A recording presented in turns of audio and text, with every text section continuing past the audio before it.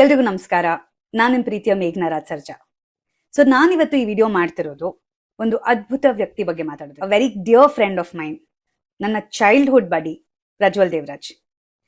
ಪ್ರಜ್ವಲ್ನ ನಾನು ಈಗ ನೋಡಿರೋದಲ್ಲ, I have seen him since I was 4 to 5 years old.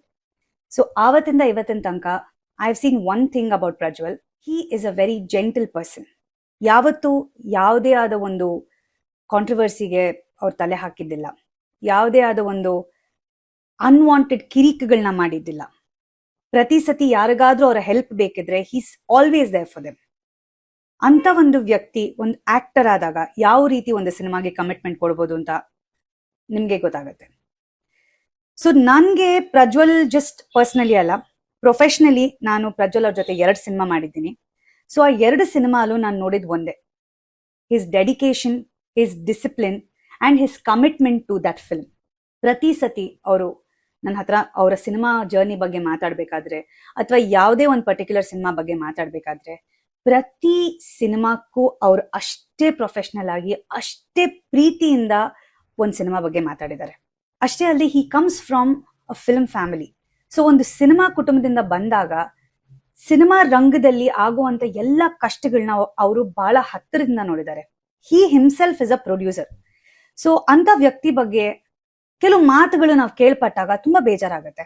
ಯಾಕಂದ್ರೆ ಪ್ರಜ್ವಲ್ನ ಕೆಲವರು ಇವಾಗ ನೋಡಿರ್ಬೋದು, ಬಟ್ ಅವ್ರನ್ನ ಪರ್ಸನಲಿ, ಪ್ರೊಫೆಷನಲಿ ಬಹಳಷ್ಟು ವರ್ಷಗಳಿಂದ ನಾವು ಎಷ್ಟೋ ಜನ ನೋಡ್ತಾ ಬಂದಿದ್ದೀವಿ.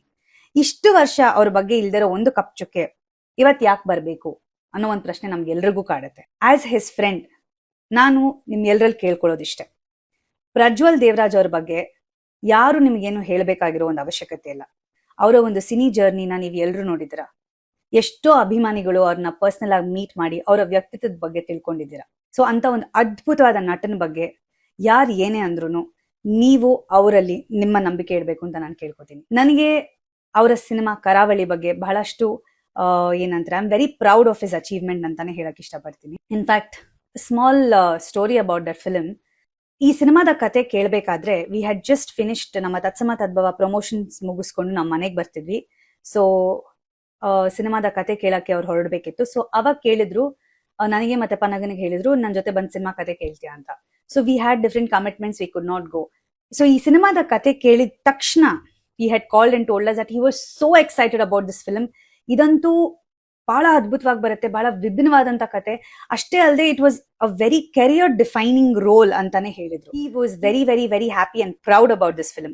ಸೊ ಅವತ್ತು ಅವ್ರಿಗೆ ಈ ಸಿನಿಮಾ ಬಗ್ಗೆ ಎಷ್ಟು ಅಭಿಮಾನ ಇತ್ತು, ಇವತ್ತು ಕೂಡ ಈ ಸಿನಿಮಾ ಬಗ್ಗೆ ಅವರು ಅಷ್ಟೇ ಅಭಿಮಾನ ತೋರಿಸ್ತಾರೆ. ಇವತ್ತಿಗೂ he supports the film. So ಕರಾವಳಿ ಇಸ್ ಪ್ರಜ್ವಲ್ ದೇವರಾಜ್ ಅವರ ಸಿನಿಮಾ. ಪ್ರಜ್ವಲ್ ದೇವರಾಜ್ ನಟಿಸಿರುವಂತ ಒಂದು ಅದ್ಭುತ ಸಿನಿಮಾ ಕರಾವಳಿ. ಇನ್ನೂ ಹೆಚ್ಚಾಗಿ ಪ್ರಜ್ವಲ್ ದೇವರಾಜ್ ಅವರ ಬಗ್ಗೆ ಯಾರು ಏನೇ ಅಂದ್ರೂ ಕನ್ನಡ ಕಲಾ ಅಭಿಮಾನಿಗಳು, ಪ್ರಜ್ವಲ್ ದೇವರಾಜ್ ಅವರ ಅಭಿಮಾನಿಗಳು, ದೇವರಾಜ್ ಅಂಕಲ್ ಅವರ ಅಭಿಮಾನಿಗಳು ಎಲ್ಲರೂ ಅವ್ರಿಗೆ ಅನ್ಕಂಡೀಷನಲ್ ಸಪೋರ್ಟ್ ಕೊಡ್ತಾ ಬಂದಿದ್ದೀರಾ. ಇದೇ ರೀತಿ ನೀವೆಲ್ಲರೂ ಅವ್ರಿಗೆ ಅನ್ಕಂಡೀಷನಲ್ ಸಪೋರ್ಟ್ ನ ಕೊಡ್ಬೇಕು ಅಂತ ನಾನು ಕೇಳ್ತೀನಿ. DJ, we are all here with you. All the very best for your new film.